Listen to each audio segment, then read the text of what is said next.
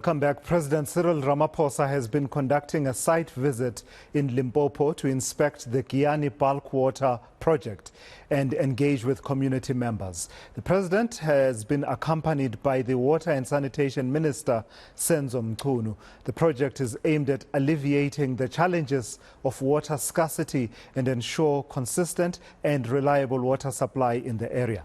Let me take you to senior eNCA reporter Siphamandla Goge, who is in Giyani and joins us now for an update. So, Siphamandla, downstream from that project, 55 villages, and who knows how many thousands of people in those villages are waiting for water.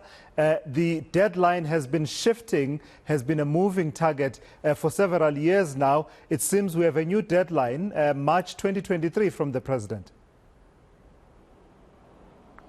Absolutely. According to President Cyril Ramaphosa, that is the case. The new deadline is March 2023, but the people of Giyani really will believe that when they see it happening, simply because ANC, or rather simply because President Ramaphosa has said that actually it's been 19 years of these people from these 55 villages waiting for water. It's a project that is long delayed, plagued by allegations of serious corruption.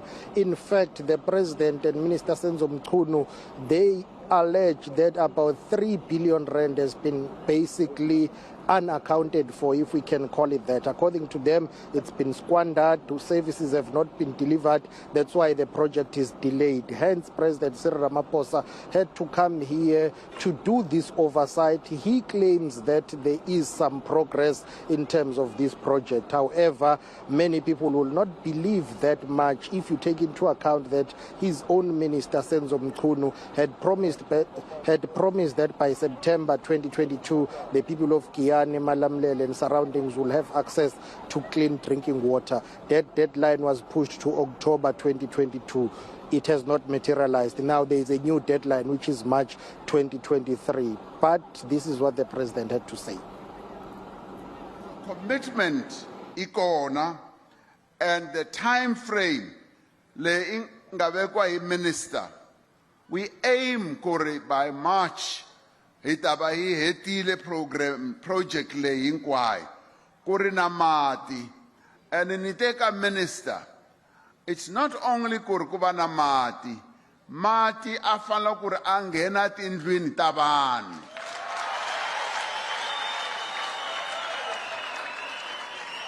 And so that's what we are going to work for. Kuri mati afika loku. If we are not able to reach that goal, we must come back. We must come back and explain, Kore, why we are not able to reach that goal. Yeah, there's a target, March 2023. The water must not only be delivered in Giyani, but it must actually be reticulated into people's homes. But if we are not able to meet that, that sort of places it on a bit of a shaky ground, though, Siphamandla. But nevertheless, let's talk about the issue of corruption. As you say, the president says 3 billion rand already spent, but nothing to show for it in as far as water in people's homes in those villages in Giyani. What is he saying is going to happen by way of trying to get this money back and also to hold people accountable?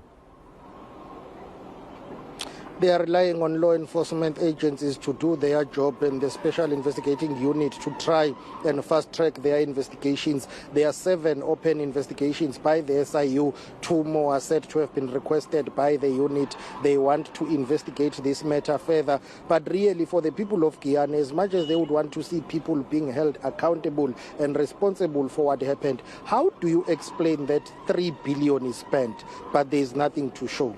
And how do you explain to people who've been waiting for water for more than 19 years? And the worst part about it is that the infrastructure is there.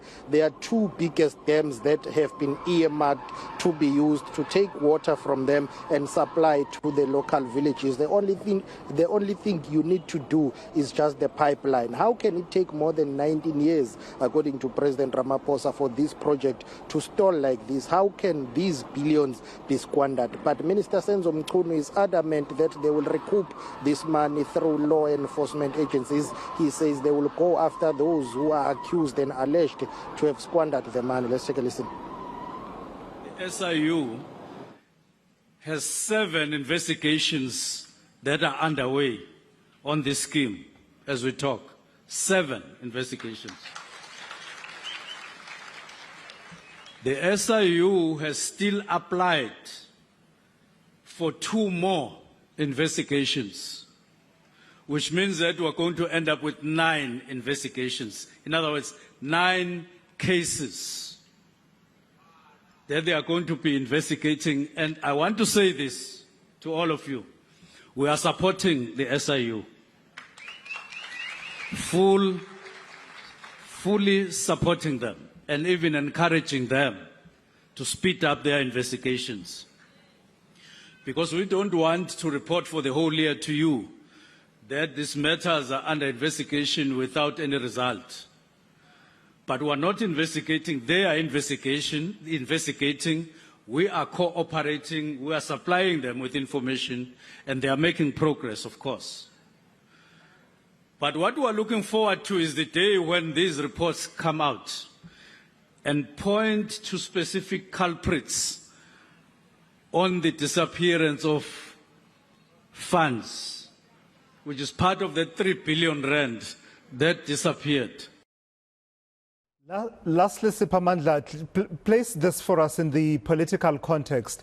What's your sense of the tone that the president is striking with his recent engagements and public appearances in the wake of the recent report and the earlier speculation about whether or not he would stay on as president? I'll tell you why I ask. I'm getting the sense that there's a message that's now becoming consistent that we are making progress on certain key issues such as fighting and pushing back against corruption, and the last thing we want is for that progress to be disrupted. But that's just me observing from my couch. Are you getting a sense that he's amplifying a certain message about what his leadership represents in as far as the fight against corruption is concerned? Absolutely, that is the sense and that is the message we are getting. But also remember, this is a president who is under siege, a president who is facing a scandal that is threatening his presidency. This is a president who has decided to go on what we can call a PR exercise, in a sense, to say, yes, there are events of the past few weeks whereby that, Section 89 panel report was released. After that, there were reports that he was going to resign. He disappeared for a couple of days. He has resurfaced now, and he seems to be on a day-to-day engagement in terms of his duties here. He has been undertaking a lot of government work, and all of that has centered around this theme and this agenda of fighting corruption, and that this work will not be derailed. In fact, it appears that him and his team have now taken a posture which says, let us be seen in public to be fast-tracking what we are dealing with, to be fast-tracking fighting corruption. Remember, all of this is happening in the midst of the upcoming ANC conference, which is a week from now. Next week, Friday, that conference will get underway. President Ramaphosa wants to portray a political image of a man who is in charge, of a man who wants to be re-elected. His political career depends on what is happening.